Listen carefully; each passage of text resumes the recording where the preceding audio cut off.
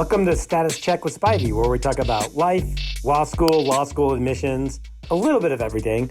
I'm your host, Mike Spivey, and today I am joined with Dr. Anna Lembke, who is the chief of the Stanford Addiction Medicine Dual Diagnosis Clinic at Stanford University.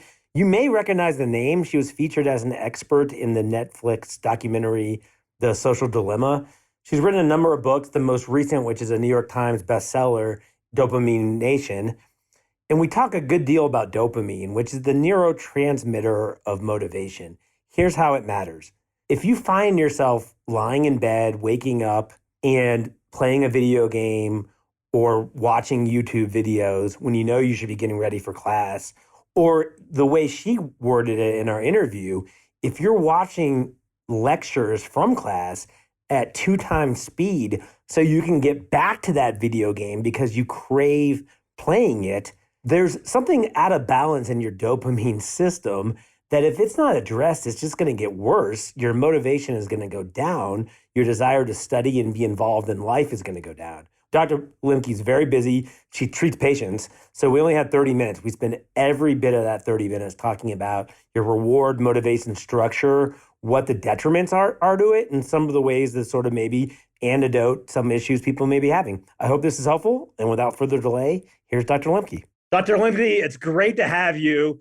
I'm going to, if I can, start off with you in a sort of a curiosity, if that's okay. Yeah, of course. So when we booked this podcast, I let my 35 colleagues at our firm know.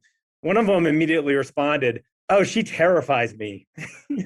For the record, I've read your book. I've seen you on Rich Roll. I've listened to you on Andrew Huberman. I find you very likable and not terrifying. Do you get that a lot, or have you never heard that before? Well, okay. First of all, did you ask your colleague why? I mean, had he seen me and I was scary looking, or was it just he heard about it and it was in the notion of it? I'm really curious. I know why you terrify him, but I'm curious first, before I give a leading answer, if you've heard this before. I haven't had anybody actually say that to my face.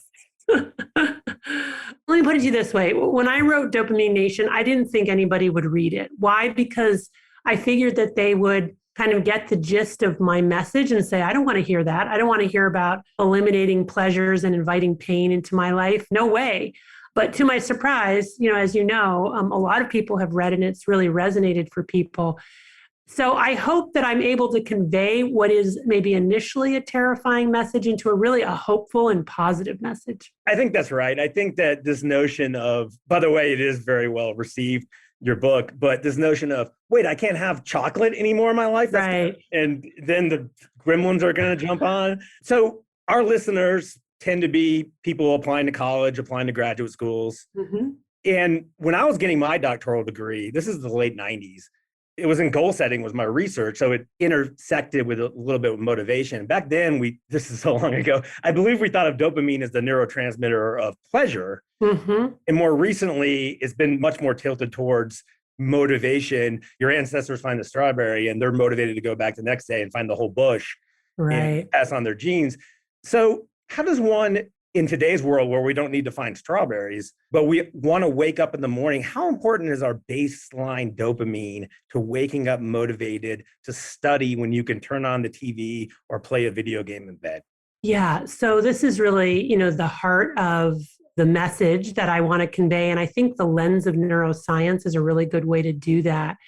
And just to communicate that we are living in a world in which we are surrounded by so many different feel-good substances and behaviors that we're essentially constantly bombarding our dopamine reward pathways with too much dopamine.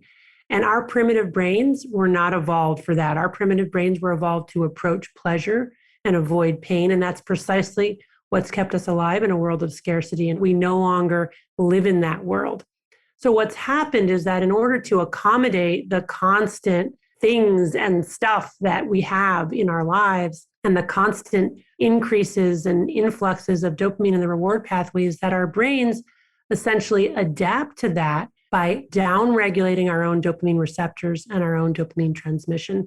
But importantly, our brains don't just return to baseline tonic levels of dopamine. We actually plunge below tonic baseline dopamine firing. That means for every pleasure, there's a cost. And that cost is essentially some form of pain, equal and opposite to pleasure. And that when we get up and smoke a little joint and then play some video games and then eat some French toast and then, roll over to our screens and watch our lectures on double time so that we can get in a few more video games or maybe use some pornography. All of that in the moment feels good, but the net effect is actually to push our dopamine firing below baseline levels such that we're in a dopamine deficit state, experiencing the universal symptoms of withdrawal from any addictive substance, which are anxiety, irritability, insomnia, depression, and intrusive compulsive thoughts of wanting to use. Furthermore, our attention becomes very narrowly focused on our drug of choice, such that other things, especially more modest, natural rewards, become uninteresting. Then we need to use, not to feel good or get high, but just to feel normal. And the reason, Mike, that this is so important is I see so many young people coming into my office for help with depression and anxiety. And when I ask them how they're spending their days, they essentially tell me that they're online 24/7, playing video games, doing social media, watching YouTube, or when they're not online, they're smoking a little pot, or they're whatever it is. Essentially, their lifestyle is such that the primary driver of their anxiety and depression is that they're getting too much dopamine. But when you're in that, you can't see it. So one of the first interventions I do with many of these young people is not prescribe them an antidepressant, not even recommend psychotherapy to explore prior trauma. I say, you know what? Let's cut out your drug of choice for a month, because a month is about a minimum amount of time it takes to restore baseline dopamine levels, to allow your upregulation of dopamine so that you're not constantly craving, so that you're not constantly anxious and depressed, so that other things seem interesting again. And I've done this experiment, and I call it an experiment in my book, again and again, and really become absolutely convinced that this is key, not just for my patients, but for all of us. And I talk in the book about my own behavioral addictions and how I use it on myself. We don't even realize that the reason we're anxious, unhappy, even miserable is because we're getting too much dopamine. And when we cut that out, what we do is kick into motion our own homeostatic, re-regulating, and upregulating mechanisms so that we feel better. So I guess I could plug the Twilight Series while I plug your book. And hopefully our listeners will read your book and get what I'm talking about. So I would concur with you that almost all of us have some form of addiction, a way to escape. I have a book coming out in 2022 called Why We Suffer. Allude to the movie in your book where they had a narcotic, a pill that was so good at alleviating anxiety, depression. I mean, you don't know good unless you know some bad, and you got to hug your demons at some point. And it's not always medication. I know that 30 days doesn't hold true because I've read your book. For some people, it's longer. For some people, it might be a lifetime of abstinence. But the starting point is 30 days away from the video game on your phone if it's harming your life. If it creates a short-term, a minute spike of dopamine, is that harmful? No, and my book isn't an argument for eliminating all pleasures or even all intoxicants. It's really an argument for understanding the neuroscience, appreciating that we live in a drugified world, that almost all of us now have some kind of compulsive overconsumption problem that we're looking to get a handle on, and then laying out essentially a formula for doing that. And the formula really must begin with abstinence, because when people try to use their willpower to cut back, it's nearly impossible to do that from a dopamine deficit state, because the physiologic drive to reassert baseline dopamine levels is incredibly powerful and will have us reaching for our phones, another video game, more pornography, another piece of cake. But if instead we plan a real trial of abstinence where we are not bombarding our reward pathways, we know we're going to feel crappy in the first part of it before we feel better, and we give our bodies enough time to restore baseline healthier levels of dopamine, then we can put these self-binding strategies into place, these basically literal and metacognitive barriers between ourselves and our drug of choice, such that we can be successful with moderation. Because if we have self-binding strategies in place, we don't have to only rely on willpower. right? We essentially change our environment in tiny little ways in an iterative fashion so that we're not just not constantly consuming and bombarding our reward pathway with dopamine, but we're not constantly tempted. Maybe we don't have potato chips in the house. Maybe we've deleted certain apps from our phone. Maybe we've restricted our pornography use to certain types of pornography that are not as potent and maybe only one time per week. And other than that, we are having sex with our partner. This is the way to think about it. As you know, it's not all or nothing and it's not never feel good, but it's about thinking about what's really happening in your brain and how can you temper that so that you can enjoy those dopamine hits, but not get consumed by them. Yeah, the struggle. I always think of the quote from Vincent Felitti, I believe his name was. He was the lead researcher in the ACEs study, the Adverse Childhood Experience study. It's harder to get enough of something that almost works. Yes. I'll tell you my addiction, or maybe one of my addictions, Yeah. is I can't count on one hand trail runs I've finished in the mountains where I've been satisfied. I always wish I had gone faster and further. And you can't see it, but I'm currently in a big boot because for a year I ran on a stress fracture. Even things that seem like healthy activities can become compulsive or addictive. And it's from that nature of the runs were never enough, Dr. Lembke. Like I would finish a 5-7 mile run in the beautiful mountains and say, why didn't I go 9 miles? It's a great example because I do talk in my book about the importance not just of eliminating pleasure, but also intentionally pursuing physically challenging, painful experiences, including exercise. But you're absolutely right. Even that can be taken too far.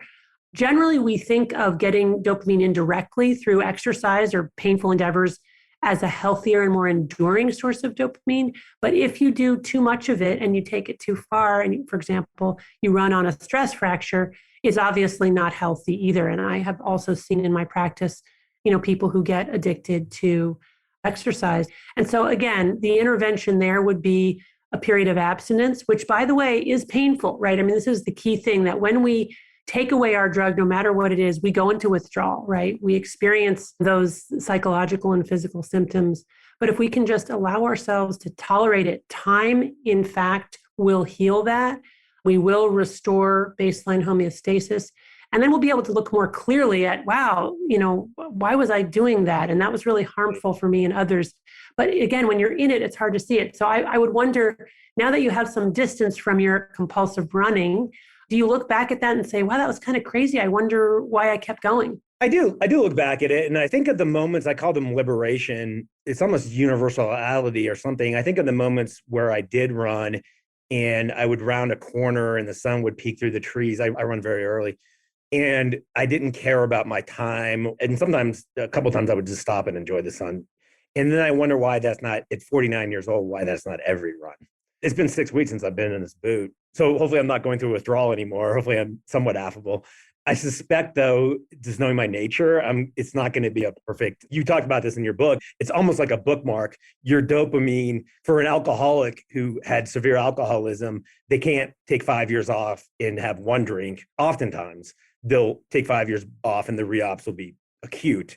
Right. I have a feeling my running relapse might be acute. So is the solution, Dr. Lembke, let's say for our listeners, they want to wake up in the morning and be more motivated, and dopamine has a huge role in that, at a baseline level, not at a hit, not to peak it, but a baseline level, so that they go to class and stay motivated, or get up and exercise in the morning, or study for the LSAT or the MCAT. Are there ways to slowly, I'm guessing this is what happened in 300,000 years of Homo sapien evolution, where we live in the world slowly getting slow amounts of pleasure that increase our baseline dopamine? Yeah, I mean, we were wired over millions of years of evolution to approach pleasure and avoid pain.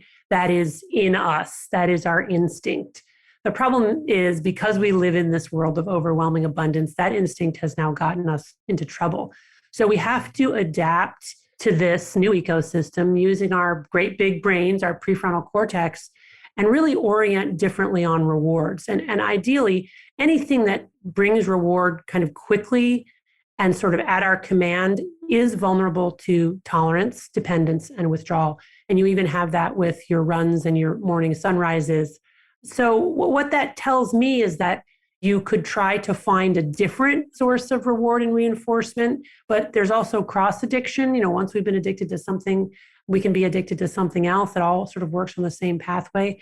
So I think the key really is to not necessarily look for those kinds of escapist rewards that hit us all at once, but instead to develop a lifestyle in which we invest in the lives we were given every day incrementally in a way that we can find meaning and purpose and not necessarily expect a reward or not necessarily expect to feel good.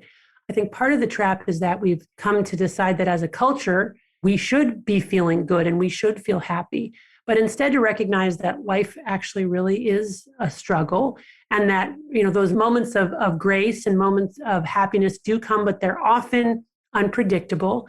I think if you ask people what is their happiest moment in their lives, it's often a situation that they didn't plan for or strive for. It was a serendipitous moment that has to do typically with some deep connection with another human being or with a higher power or with nature or a moment of service to others. So again, I think to kind of try to get away from this idea of, okay, how can I reward myself today? Or how can I arrange my day to sort of modulate my feelings and instead really give it over and say, wow, I actually have very little control over how I'm going to feel. I can't expect that I'm going to feel good, but what's the next right thing that I can do that will make me feel good about myself as a person, will give me meaning and purpose, will make me feel like I contributed something to the world. And if we do that on a daily basis in an iterative fashion, we will feel contented. We will have that feeling that life is worth living. But again, it's a cumulative, progressive, iterative, small step kind of process. Yeah. And you mentioned the cross addictions or the poly addictions. This is where it gets confusing to me. I'm not a researcher, but I know that we have a good handle on the addictive pathways, or tell me if I'm wrong, please, but are pretty much we understand them and they're the same for any kind of addiction. But we don't know, and I don't think we have, and again, tell me if I'm wrong, I don't think we have the E equals MC squared equation yet for addiction, because why does one key fit so perfectly into one lock, alcohol, for some people? I heard you on Rich Roll, and he was very candid about that. I've read his book. First drink he had, that was the missing piece of his puzzle. But then he could have some other substance and it not paying off of him at all. Right, right. And this gets to this key concept of drug of choice. So there's enormous inter-individual variability. What releases dopamine in your reward pathway might not release as much dopamine in my reward pathway. If you think about that from an evolutionary population perspective, it kind of makes sense, right? If you're living in a world of scarcity, you don't want everybody looking for the same reward, right? You want folks that are biologically designed for different drugs of choice so that collectively as a tribe, we're getting all the things that we need. So I think that that's the way to make sense of it. But absolutely, I mean, we need to validate that we aren't wired exactly the same, although the basic wiring for processing pain and pleasure is the same, even if our drugs of choice differ. That's interesting. Do you think we'll ever get to a point where we can, and I don't know if we want to get to this point, but figure out what we're genetically, Anna Lembke is born, don't give her the Twilight Series. Would we want that or no? I mean, because I think let me guess what you might say. I was a philosophy major and we would have to answer questions. How would Immanuel Kant answer this question? So I think you would say, well, the potency and the availability is so robust in today's world that even if we identified 14 things you might be prone to be addictive of, there's 1,000 other out there coming to quote you to a website soon. That's exactly right. That we are living in an unprecedented time of highly addictive, infinite, ubiquitous, easily accessible, novel substances, making even previously invulnerable people, because people do have different degrees of vulnerability to the problem of addiction. Some people, you put them in any environment and they'll become addicted. Other people, they would need a whole lot of access and potency to get addicted. But my argument is that today we're living in a time where we're almost all vulnerable to the problem of addiction. Yeah, we had Dr. Matei on our podcast, and I think you and he, not that it matters, but I tend to agree that we're all somehow self-medicating on something. We're all addicted to something. I think that the difference is your argument is you could have the perfect upbringing, the perfect parents, right, a great life, but because of this society for the first time ever, where there's more leisure time. And that I saw the notation about in 2040, we're going to have something like 8 hours a day. That's right. Right. Is this your belief? And I love that you have a strategy versus a tactic. A tactic would be, here's your SSRI. Mm-hmm. Strategy is hug your demons, accept some level of pain, because you also can therefore accept some level of pleasure. Are things on the rise right now, or do you suspect that they're going to keep rising because of this excess in leisure time? Well, I mean, it's the excess in leisure time, more hours on any given day, more days in any given life, combined with the universal access to high dopamine substances and behaviors, combined with the ways that we're insulated from many physical and psychologically painful experiences, all of which conspire together to give us a dopamine reward pathway that is frantically trying to adapt by downregulating our own dopamine and other endogenous feel-good chemicals, our endocannabinoid, endoopioid, endoserotonin systems, such that rates of depression all over the world are going up, especially in rich nations. Depression has increased worldwide 50% in the last 30 years.